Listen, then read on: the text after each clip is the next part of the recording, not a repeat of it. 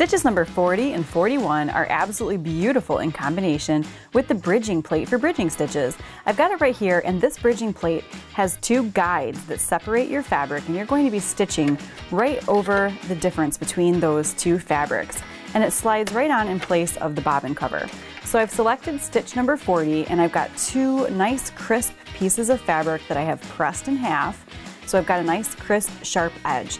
I'm going to lower the presser foot, and I've got one of my fabrics on each side of those guides sticking up, and you can see there's a bit of a gap in between the two pieces of fabric, and this stitch is going to stitch right over top of that gap. So my needle lands on the left side and the right side, and I'll have some threads falling right in between the two pieces of fabric.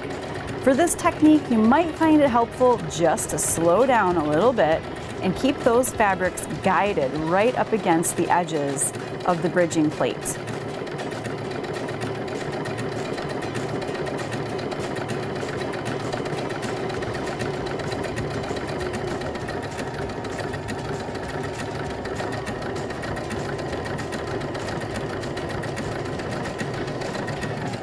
Here we go.